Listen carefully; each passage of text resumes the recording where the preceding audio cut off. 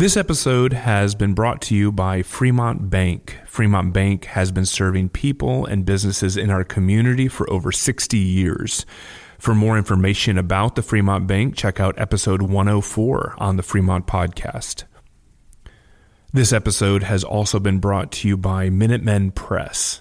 If you are looking for design or printing needs, reach out to them. Let them know you heard about them on the Fremont Podcast. They'll give you 20% off on your first order.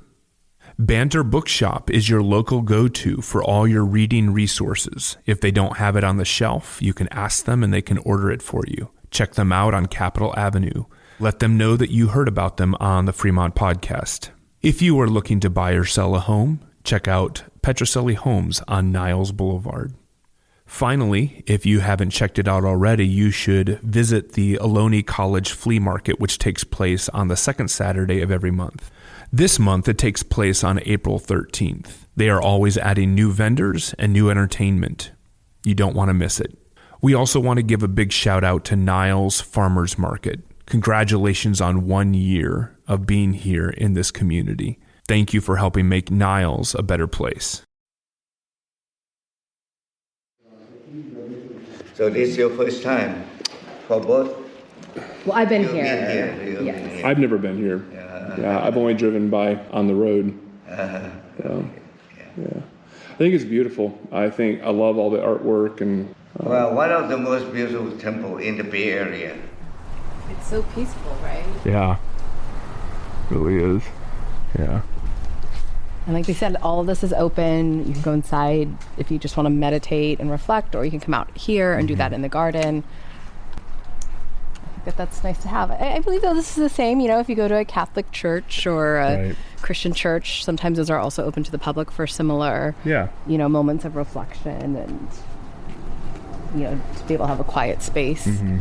So that does carry through across a lot of different religions. Right.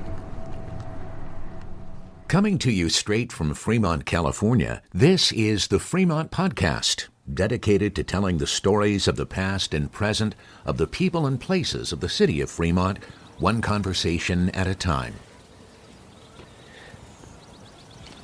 I am in Gomes Park. I am technically in Gomes Park. I'm on the pathway between the Gomes Park playground area and the entrance to the Lake Elizabeth area. And along that path there are these two open fields, and they're mostly decorative. They're mostly nothing. But because of the recent rains, they are now two tiny little ponds. And yes, I just said tiny little ponds, but they take up the whole field.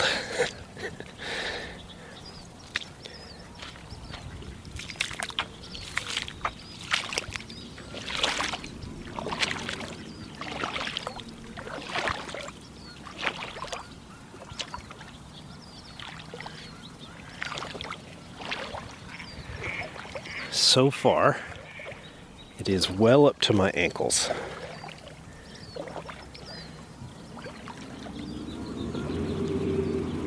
And the ducks are really enjoying themselves.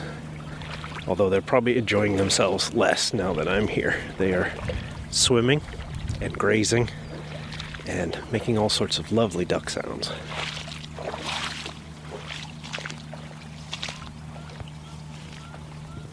I'm going to try and squat down so they don't think I'm too much of a threat.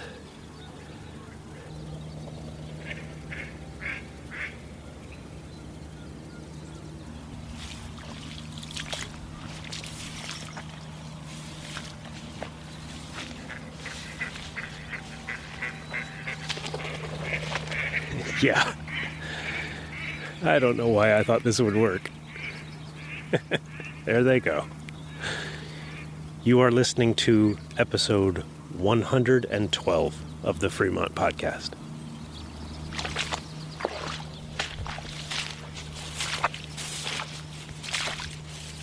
Now, here's your host, Ricky B.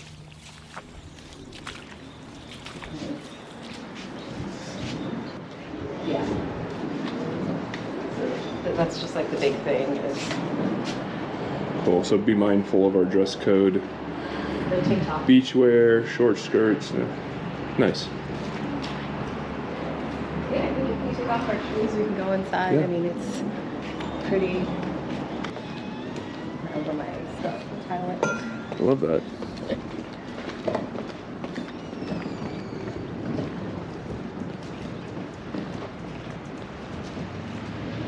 It's cool that you see them walking around. Yeah. Yeah, I mean, I've seen them down in Niles shopping and Yeah. at the coffee shop and stuff like that. And there's a farmer's market, I think. Yeah. I can see that happening. It's like, how much of this is like familiar to you versus what's new or from... I mean, you said you've been here within the last several years, Yes, right? yeah. So it's all pretty similar. Yeah. I think it's more of the Niles Boulevard Has grown that up and has around. changed. Yeah. So Olivia brought me to the Buddhist temple here in Niles because you used to come here as a little girl. I did, yes. I grew up in Pleasanton, and my father's from Ubon Ratchathani in northeastern Thailand. And this is a long-standing temple here, or Wat, as it's referred to in the Thai language, Wat Buddha. Full name's over there, and also written in Thai.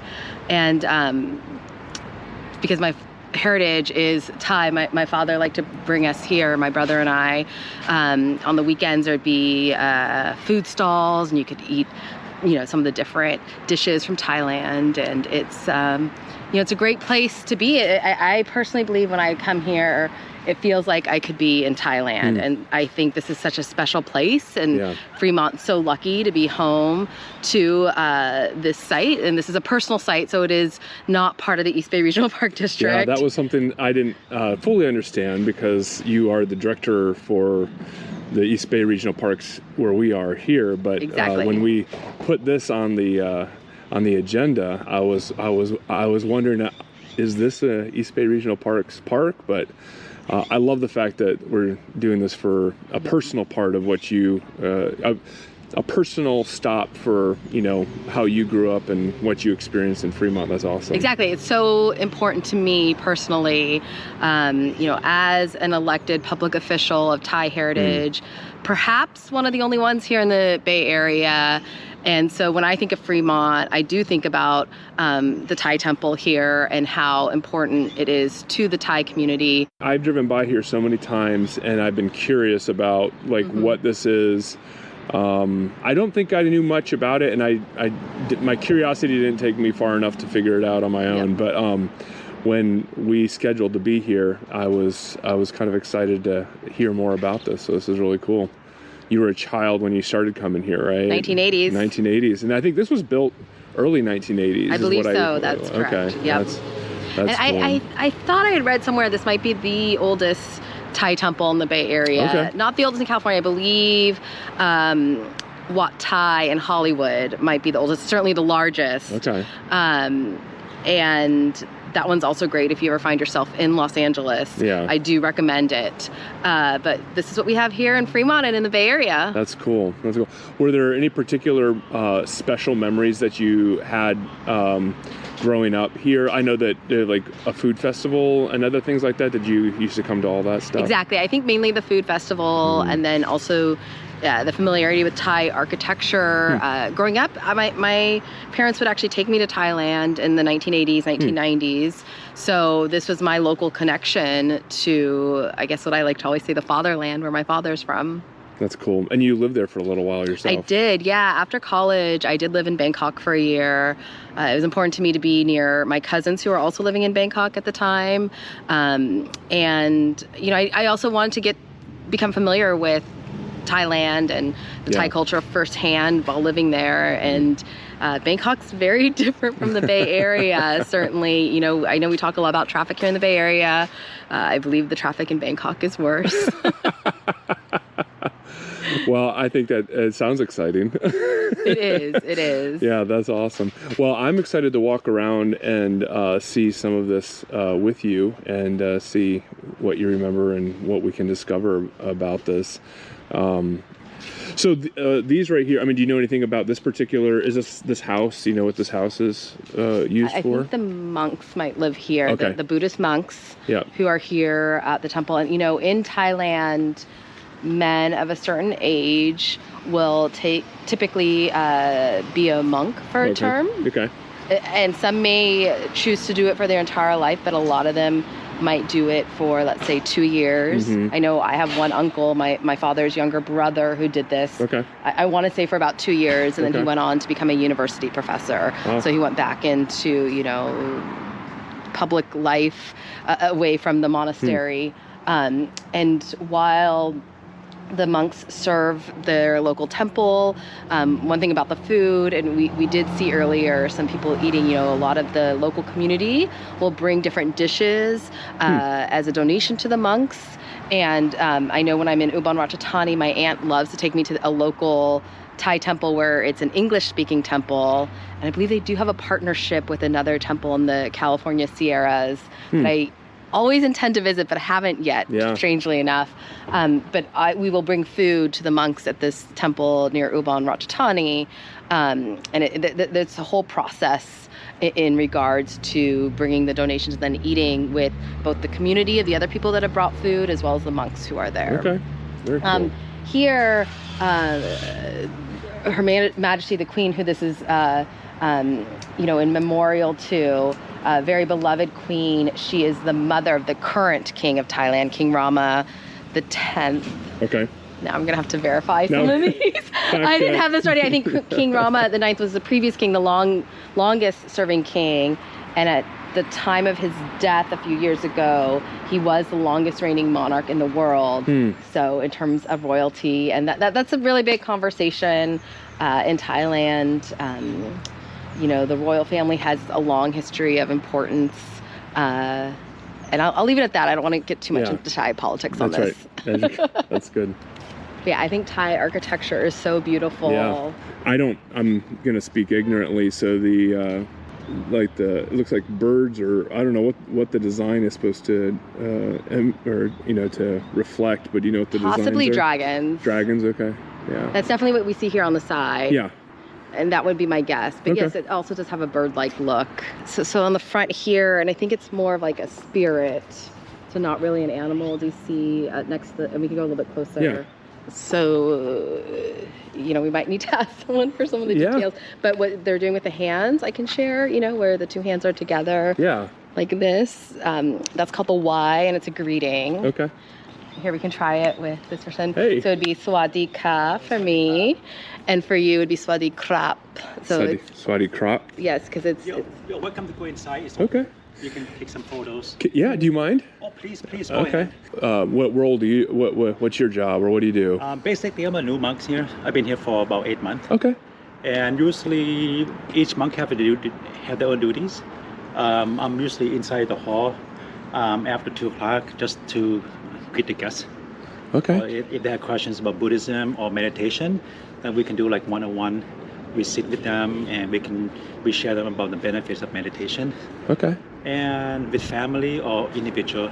So that's usually I do. I mean, besides that, just gardening. It's very good. which is also very important. Yeah, it's very good. We'll be right back. You can hear the rest of this conversation in just a moment. Amy is the owner of Banter Bookshop in downtown Fremont on Capitol Avenue. Amy, you are great, so we are going to skip you. Ellen listens to audiobooks almost exclusively. So, like you, she is susceptible to the lure of a good podcast. Kathy likes historical fiction, and so does my best friend. Kathy is a lifelong resident of Fremont, and therefore has bested me by 5 tiny years. I want a rematch. Kim does the window displays at Banter Bookshop and brings music to school kids via the Music for Minors 2 program, and this is objectively awesome. Fariha mainly reads comics. May I recommend Fugitive Days, also the Andre the Giant biography graphic novel, and Out on the Wire, which is literally about how to do my job. Susan picks books at random, which means, for her own personal taste, she doesn't exactly need the normal indexing of a well-run bookshop. Susan, Google, "There is nothing wrong in this whole wide world." Make sure that part is all in quotes, and then type Adobe next to it. And that's a lot, I know, but do it and take a look at how beautiful. Amanda is not listening to this ad because she is at soccer practice. Sarah has chosen her favorite author correctly. She is right, you are not. I'd say more, but I am cooking spaghetti right now, and I will be wandering the small, blocked-off alleyway behind my place once I am finished. Bhakti prefers the worlds in her stories, rather than the real one. I, too, have looked outside. Hard pass. Jen merely participates in one book club because she needs something to do when not running her 2 other book clubs, as one does. Banter Bookshop is located in downtown Fremont on Capitol Avenue. I want to tell you about Minuteman Press in Irvington. They are your quality printer to go to here in Fremont. I have personally worked with them before, and I find their services to be fantastic. Look no further than Minuteman Press in Irvington.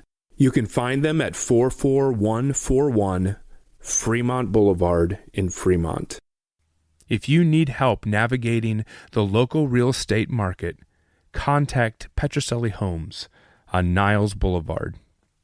With almost 2 decades of experience, this family-owned brokerage is an expert in the local real estate market. Give Jennifer Petrocelli a call. With her wide-ranging knowledge of the real estate industry and expert negotiation skills, Jennifer goes above and beyond for her clients. Jennifer helps her clients make smart real estate decisions that benefit them in the long run. So if you're looking for a realtor who knows what they're doing and who genuinely cares about your needs and wants, reach out to Jennifer today and discover why Petrocelli Homes is the right choice for all of your real estate needs. And now, back to our conversation. Well, my editor said that he had tokens and he had a few things that he wanted to get. I have to look up exactly what he said. But do they still serve food here? No. It got just over crowded. Oh, and okay. The neighbors complaining because there's too many people. Huh. And it's just a mess, Okay. What are the different areas of the property? So there's this house and then like this garden. Did they signify anything special, or what are the different uses of the property? Well, all the monks we live here. Okay. Yes, and the back house there is for volunteers. Okay. Yeah, long-term volunteers. Back over that way? Yes. Okay. Yes, and they have parking in the back there for bigger events, and smaller events just parking right here. Okay. Other than that, we open at 5. Okay. In the morning? Okay. Sometimes people come and they meditate. Okay. 5 in the morning. Wow. And we close at 8 p.m. Okay. And you have classes too. I know there's Thai language classes for we just started it young last people, week. and then some. I think I saw there might be some for adults too at some point. They have a Thai culture music, Okay. dance class, Yep. and Thai instrument. Huh. Yes. Well, thank you for letting us walk around. It'll be What neat is your name? I'm Olivia Sanwong. Oh, Olivia. Yes. Yeah. Okay, nice meeting you. Yes. Yeah, and I'm Ricky. Okay. Appreciate it so much. It's good. What was your name again? Just called Tara. Tara. Okay. Yeah. Good to meet you. Thank you so much for your time. You're Yeah. welcome. Kapun ka. Yeah. Kap. I want to walk through this real quick Yeah. too here. Yeah. Enjoy your day. Thank you.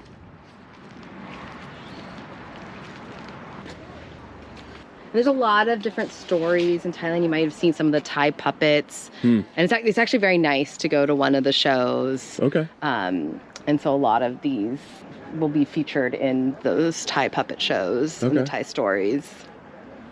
Very cool. แล้วพอขากลับเราลืมดูแบตเตอรี่แล้วก็ทำตั้ง GPS มันจะกลับมาถึงวัน Hey. Can I interrupt you for a second? ให้ไปชาร์จแบตก่อน Okay. And I was just curious. Do you guys come here regularly for lunch? And Yes. yeah. Yeah, not for lunch. We donate food Donate food. Okay. because the monks do not cook. Okay. That's something like that. So depends on whatever people brought in the food, whatever. And, it's like very traditional way of religious. Like you don't crave for that. The monk do not demand what type of food or something. They were just to actually eating to survive. Huh. Not not for living, to live. Yeah. Not live to eat. Yeah. That's good. Right, something like that. So whatever, and usually they will have a bowl, and he'll mix everything into the bowl. Okay. Yeah. So do you do this regularly? Are you part of this regularly, bringing food to them? Yes, or? my wife. Okay. Yeah, she's been doing that. She's not only like there's a group of people like this lady will be her day is Wednesday. Okay. So every Wednesday she'll here, but my wife will do the Saturday. Okay. So they take turns. Yeah. You can you're welcome to when they have a festival. It's really nice. They have the performance. So they have a lot of activity because my grandkids came to school. They have a Sunday school and they have a regular school. Sunday school, they teach Thai language to the kids who were born here, the Thai kids who were born here. That was you. So that we always can have a connection to our heritage. And they also have a class for the adults. Thank you. Yeah, you're welcome. Thank you for sharing all that. Oh, no problem. Appreciate it. Yeah. You're quite welcome. Thank you for coming in. Yeah. And one more thing is the monk, the abbot here, the head of the abbot here, just being promoted to the highest rank of the highest rank all the monk in the U.S. Wow. The abbot here has just been promoted to the highest monk in all of the U.S.? Yes. Wow. Oh, Fremont. Yeah. Yes. Wow. Yeah. Okay. Yeah, so now he's very busy. He have to go to other temple in other state, so he has quite busy schedule with that. Wow. Yeah. The Ohlone College Flea Market is happening every second Saturday of the month from 9 a.m. to 3 p.m. on Ohlone's Fremont campus. Can I ask you, what are you hoping to find today? It's just interesting to see what's out there, and you never know what you'll find. Treasures. Hey, Van, if people want to contact you, how do they get in touch? So our phone number is 510-659-6285, and the email is fleamarket@ohlone.edu. More information can be found at ohlone.edu/flea-market. Fremont Bank has been in business for 60 years. For clarity, Fremont Bank is the Fremont Bank that you see on almost every sponsored by banner in town. Fremont Bank really likes helping out the community do the things that it wants to do. And now it is a sponsor of this podcast about community in Fremont. Thank you, Fremont Bank. How long have you been coming here and helping? Well, actually, we have been coming here not that long, but before we have a restaurant in Union City. Oh, okay. But we live in the San Francisco. So, it's very, very unusual for me, for us. Yeah. When we have a restaurant, we don't busy. come to the temple. Right. We after work, we go back to the city, live until we sold the restaurant.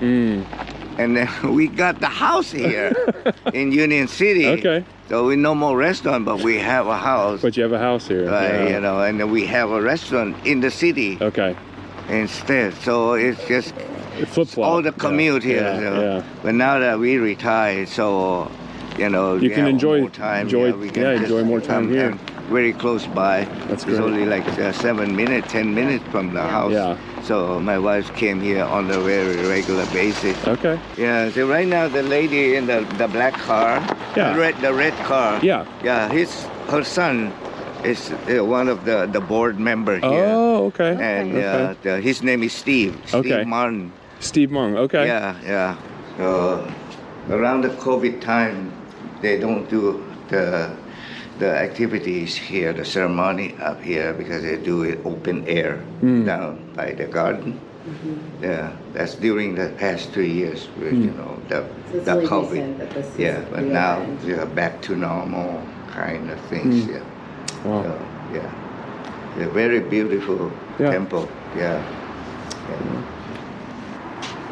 Where in Thailand are you from? I'm actually from Bangkok. Yeah. And my wife is from Ayutthaya. Okay, yes, the ancient capital. The ancient capital. Right. Okay. You speak Thai at all? Nit Noi, a little bit. Nit Noi. Yeah, Put Thai, Nit Noi. Yeah, have a seat inside. Okay. Thank you, Paul. It's cooler Yeah. inside. Okay. It's so peaceful, right? Yeah. Really is. Yeah. And like they said, all of this is open. You can go inside if you just want to meditate and reflect, or you can come out here and do that in the garden. I think that's nice to have. I believe that this is the same, you know, if you go to a Catholic church or a Christian church, sometimes those are also open to the public for similar, you know, moments of reflection and, you know, to be able to have a quiet space. So that does carry through across a lot of different religions. Right. There's a lot of, I think, culture and tradition and history that's wrapped into so many of these, though, you know. Yes. It's like, it's just interesting to see how different things over time, whether it's history or legend or whatever, has kind of influenced the various parts of these cultures. Very interesting. Well, yes, and you can also see here, I believe these two on the right might also be shared with, you know, Chinese Buddhism. Okay. In fact, I think the one on the very right I might be familiar with. I think when there's a festival for this one on the right, I don't have the name, but my uncle, the same uncle who had been a Buddhist monk for 2 years, did buy me the statue because I'm a vegetarian, actually. Okay. And I believe when that when this is celebrated, the deity on the right, there is a celebration where where there's a vegetarian diet, so they don't eat meat. And so that was something that I connected with. But you can see the lanterns next to her look very Chinese to me. And so you can see that there's a lot of shared worship would be the best way to describe it with some of the Chinese religions. And that's because actually in Bangkok, you have a pretty significant Chinese heritage population. They're still very Thai and may not even speak any of the, may not speak the main Chinese dialects of Mandarin or Cantonese, but actually within China, there is a group, the Dai, D-A-I, I think is how we might translate that in English. And that's really the Thai people have a heritage connection to the Dai people in China. Very cool. But then where my family's from in northeastern Thailand with Lao, we don't have as much of the shared history with the Chinese religion. So it will look a little bit different in northeastern Thailand.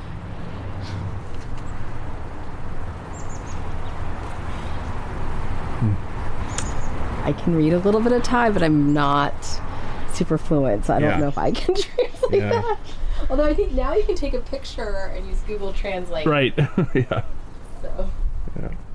How has it been for you trying to reconnect with both the culture and your parents? Because your parents are also from two different backgrounds. Yeah. So being multiracial, it is interesting to reconcile the two different cultures. But I will share, I think we are moving toward a more multicultural society. I see lots of younger mixed children around the Bay Area.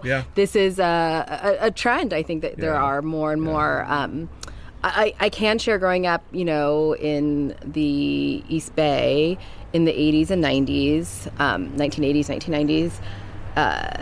having Thai heritage, a lot of people weren't as familiar with Thailand. Thai food, in terms of popularity, hadn't quite yet taken off. And I've noticed that as Thai food has become more popular to the American diet, then more people are familiar with Thailand. Plus, Thailand now is a top destination in terms of travel. A lot of people like going there. Yeah. It's a beautiful country. Yeah. I love the beaches, and I think a lot of other people love the beaches.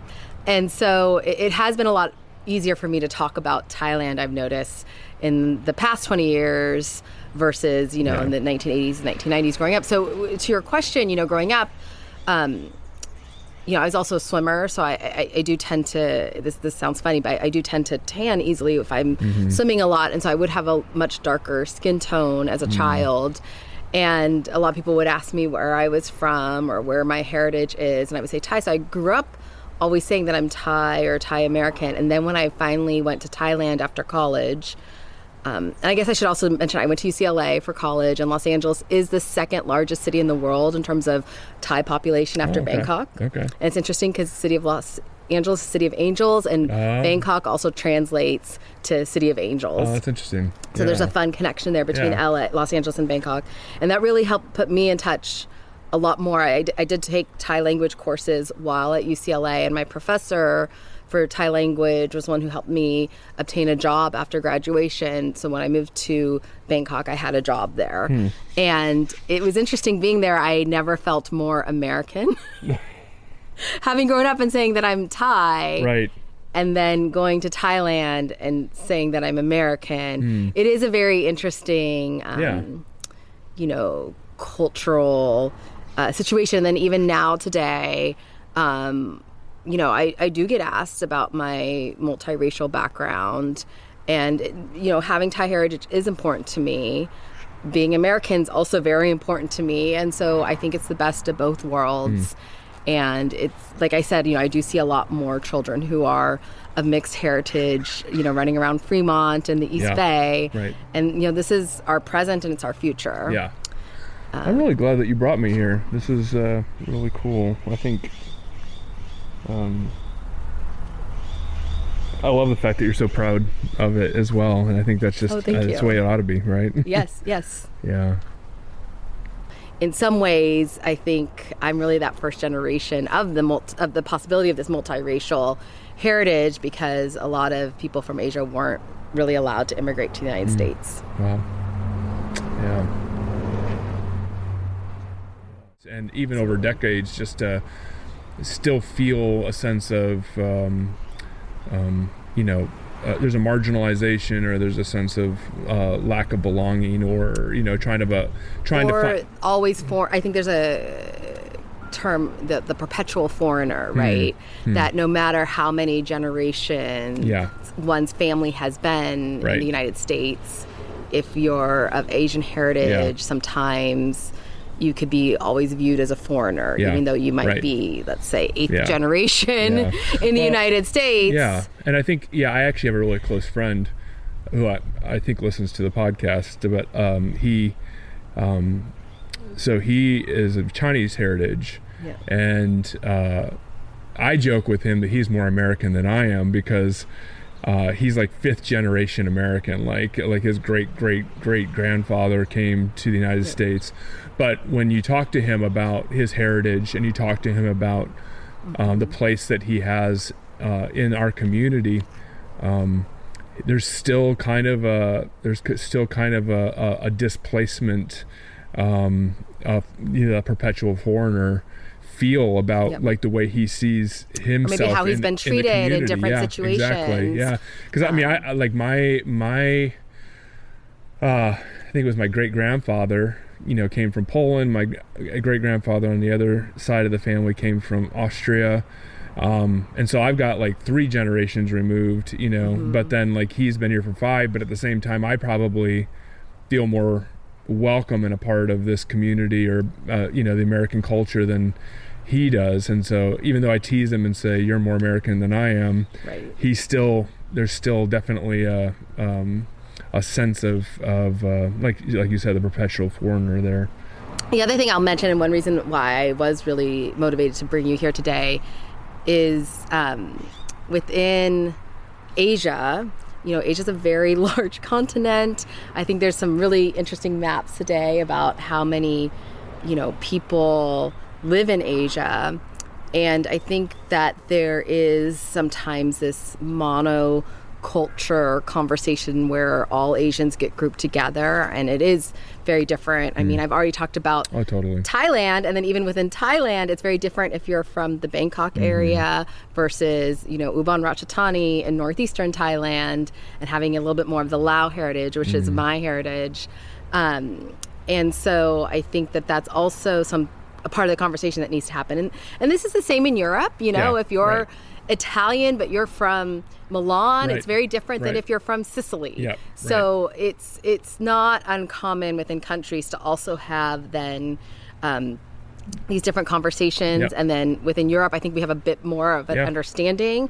We don't consider European to be this monoculture necessarily, but I think sometimes that happens within, the different parts of Asia. And so that's something I really want. That's one reason I wanted to come here, is because while we have this beautiful Thai temple and we do have a very large population of Thai people in the East Bay, we're not as large as the Indian population or the Chinese population or even the Japanese population.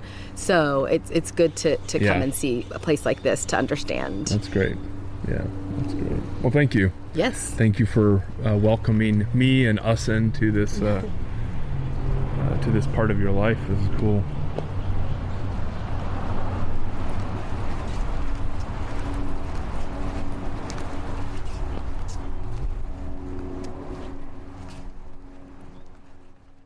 This episode was hosted and produced by Ricky B. I'm Gary Williams. Andrew Cavett is the editor. Scheduling and pre-interviews by Sarah S.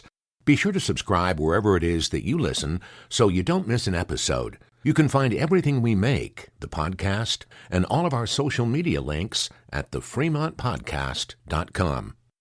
Join us next week on The Fremont Podcast.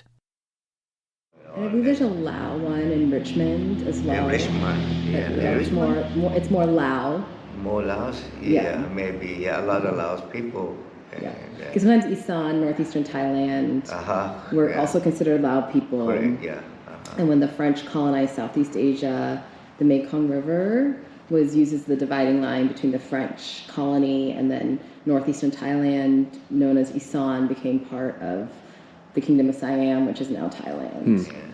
So technically I'd say I'm Thai Lao. Yes, Kon Isan. Basically northeastern. So that's what we call the Kon Isan. This is a Muggins Media podcast. Thank you for listening to the Fremont Podcast. If you are an individual or a business that would like to be a sponsor partner on the podcast, please reach out at thefremontpodcast@gmail.com, or you can go to our website, thefremontpodcast.com, and you can reach out to us through our contact form. Thank you for listening, thank you for sharing, and thank you for your support.